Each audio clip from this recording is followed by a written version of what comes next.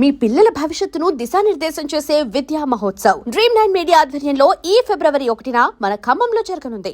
తెలంగాణ రాష్ట్రం ఏర్పడిన తర్వాత నుంచి కూడా 10 జిల్లాలుగా ఉన్నటువంటి రాష్ట్రాన్ని బీఆర్ఎస్ సర్కార్ 33 జిల్లాలుగా విభజించింది. ఇది అందరికీ తెలిసిందే.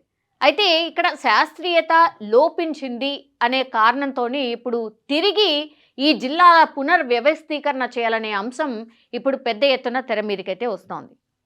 యాక్చువల్లీ 12 ఏళ్ల తర్వాత తిరిగి జిల్లాల పునర్వ్యవస్థీకరణ అంశం ఇప్పుడు తెరపైకి వచ్చింది కాబట్టి జిల్లాల ఏర్పాటులో శాస్త్రీయత లోపించిందనే కారణాలతో తిరిగి జిల్లాల్ని విభజించాలని ప్రభుత్వం అయితే నిర్ణయం తీసుకుంది. ఇదే క్రమంలో 33 జిల్లాలుగా ఉన్నటువంటి రాష్ట్రాన్ని ఇప్పుడు 23 జిల్లాలుగా కుదించాలని కూడా ప్రభుత్వం సూత్రప్రాయంగా ఒక నిర్ణయానికి వచ్చినట్టుగా కూడా మనకున్నటువంటి సమాచారం. రాష్ట్ర విభజన తర్వాత కొత్త జిల్లాలతో పాటు రెవెన్యూ డివిజన్లు, మండలాల్ని సైతం విభజించారు.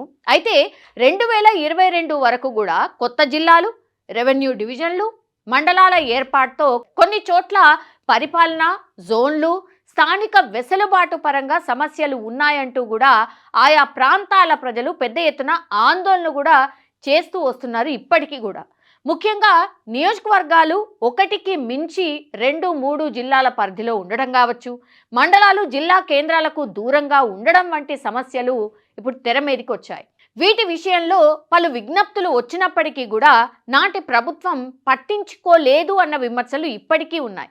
ఈ క్రమంలో రాష్ట్రంలో కాంగ్రెస్ ప్రభుత్వం అధికారంలోకి వస్తే జిల్లాల పునర్వ్యవస్థీకరణ చేస్తామని ప్రకటించింది. సో గతంలో విభజన అశాస్త్రీయంగా జరిగింది ఆ పార్టీ నేతలు ఆరోపిస్తూ వచ్చారు. అనుకున్నట్టే కాంగ్రెస్ అధికారంలోకి రావడంతో జిల్లాల పునర్వ్యవస్థీకరణకు కట్టుబడి ఉన్నామని సీఎం రేవంత్ రెడ్డి పలుమార్లు ప్రకటించారు కూడా. ఇప్పుడు తాజాగా శాసనసభలోనూ రెవెన్యూ శాఖ మంత్రి పొంగులేటి శ్రీనివాసరెడ్డి కూడా ఈ విషయంపై మరింత స్పష్టత ఇచ్చారు. ఈ నేపథ్యంలోనే ఏ ప్రాతిపదికన మార్పులు చేర్పులు చేయాలి అనే దానిపై అధికారులు ఇప్పుడు కసరత్తు ప్రారంభించారు. రాష్ట్రంలో పాలనాపరంగా సమస్యాత్మకంగా ఉన్న పలు రెవెన్యూ డివిజన్లు, మండలాల విషయంలో ప్రభుత్వం తక్షణ చర్యలు ప్రారంభించడానికి సిద్ధమైంది. కొన్ని మండలాలు 2 శాసనసభ నియోజకవర్గాల పరిధిలో ఉండడం, కొన్ని శాసనసభ పార్లమెంట్ నియోజకవర్గాలు 2-3 జిల్లాల పరిధిలో ఉండడంతో పథకాల అమల్లో ఇబ్బందులు ఎదురవుతున్నాయనే ఆరోపణలు ఉన్నాయి. అభివృద్ధి పనుల అమలు, నిధుల కేటాయింపు సమయంలోనూ ఇబ్బందులు ఎదురవుతున్నాయి. దీంతో డివిజన్, మండలం, నియోజకవర్గం ఏదైనా ఒకే జిల్లా పరిధిలో ఉండేలా, లేదంటే ఒకే పార్లమెంట్ పరిధిలోకి వచ్చేలా మార్పులు అవసరమని ప్రభుత్వం భావిస్తోంది. సో గతంలో ముఖ్యమంత్రి కూడా ఈ విషయంపై స్పష్టత ఇచ్చారు. అన్ని కూడా శాస్త్రీయంగా ఏర్పాటు చేయడానికి జ్యుడిషియల్ కమిటీ ఏర్పాటు చేస్తామని కూడా ఆయన ప్రకటించారు. రాష్ట్ర విభజన నాటికి 10 జిల్లాలు, 48 డివిజన్లు, 466 మండలాలు ఉండేవి. రాష్ట్రం ఏర్పడిన తర్వాత 2016లో అక్టోబర్లో తొలిసారి పునర్వ్యవస్థీకరణ చేపట్టారు. 31 కొత్త జిల్లాలు, 74 రెవెన్యూ డివిజన్లు, 584 మండలాలను ఏర్పాటు చేశారు. ఆ తర్వాత వచ్చిన డిమాండ్లను పరిగణలోకి తీసుకొని 2020-21లో నారాయణపేట, ములుగు జిల్లాలను, మరికొన్ని మండలాలు ఏర్పాటు చేశారు. ప్రస్తుతం అయితే 33 జిల్లాలు, 74 రెవెన్యూ డివిజన్లు, 612 మండలాలు ఉన్నాయి. ఇక ప్రస్తుతం 12 రెవెన్యూ డివిజన్లు, 25 మండలాలను నూతనంగా ఏర్పాటు చేయాలని కొత్తగా విజ్ఞప్తులు వచ్చాయి. కొన్ని మండలాల్లో గ్రామాల విభజన శాస్త్రీయంగా లేదని ప్రజాప్రతినిధులు కూడా చెప్తున్నారు. పక్కనే మండల కేంద్రం ఉన్నప్పటికీ కూడా ఎక్కడో దూరంగా ఉన్న మండలంలో కలవడం, ఒక జిల్లా పరిధిలో మండలం వేరే జిల్లా పరిధిలో ఉన్న నియోజకవర్గంలోకి చేరడం లాంటి సమస్యలు అనేకం ఉన్నాయి. జడ్పీ సమావేశాలు, అభివృద్ధి పనుల కేటాయింపు సమయంలో 2-3 కలెక్టర్లు, జిల్లా అధికారులను సమన్వయం చేసుకోవాల్సిన పరిస్థితి ఇప్పటి వరకు ఉంది. ఇక కొత్త జిల్లాల ఏర్పాటు తర్వాత జోనల్ వ్యవస్థను నూతనంగా అమల్లోకి తీసుకొచ్చారు. రంగారెడ్డి జిల్లా నుంచి మహబూబ్ నగర్ జిల్లా పరిధిలోకి చేరిన గండీడ్, మహమ్మదాబాద్ మండలాల్లో సమస్యలు తలెత్తాయి. కరీంనగర్ జిల్లా నుంచి హుస్నాబాద్ రెవెన్యూ డివిజన్, బెజ్జంకి మండలాలను సిద్దిపేట జిల్లాలో కలిపారు.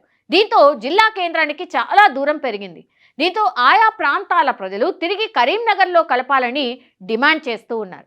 ఇక నల్గొండ, భద్రాద్రి కొత్తగూడెం, మహబూబాబాద్, కొమ్రంభీం ఆసిఫాబాద్, నిర్మల్, మంచిర్యాల, జోగులాంబ గద్వాల, రాజన్న సిరిసిల్లతో పాటుగా ఉమ్మడి వరంగల్ జిల్లాలోనూ పలు మండలాల్లో పాలనాపరంగా సమస్యలున్నట్టు విజ్ఞప్తులు వచ్చాయి. నూతన జిల్లాల ఏర్పాటు అనంతరం రాష్ట్రాన్ని 2 బహుళ జోన్లు 7 జోన్లుగా ప్రభుత్వం విభజించింది.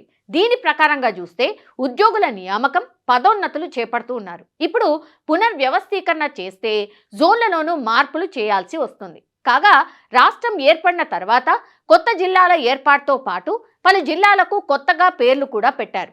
నాటి విభజన సందర్భంలో అన్ని అనుమతులతో జిల్లాల పునర్వ్యవస్థీకరణ జరిగింది. అయితే తిరిగి విభజన చేయాలన్నా, పేర్లు మార్చాలన్నా railway portal, survey of India తదితర సంస్థల నుంచి నిరభ్యంతర పత్రం తీసుకోవాల్సి ఉంటుంది. అదే సందర్భంలో కేంద్ర ప్రభుత్వం దేశవ్యాప్తంగా చేపట్టినటువంటి జనగణనను ఈ ఏడాది నాటికి పూర్తి చేయబోతోంది. ఈ ప్రక్రియ పూర్తి చేసేంత వరకు జిల్లాలు కావచ్చు, రెవెన్యూ డివిజన్ల సరిహద్దుల్లో రాష్ట్రాలు మార్పులు చేయడం కుదరకపోవచ్చు. అలా చేస్తే ఇబ్బందులు తలెత్తాయని కేంద్రం అభిప్రాయపడింది. ఈ క్రమంలో రాష్ట్రంలో మార్పులు చేస్తే కేంద్రం నుంచి ప్రత్యేక అనుమతి తీసుకోవాల్సిన అవసరం ఉంటుందని పలువురు అభిప్రాయపడుతున్నారు.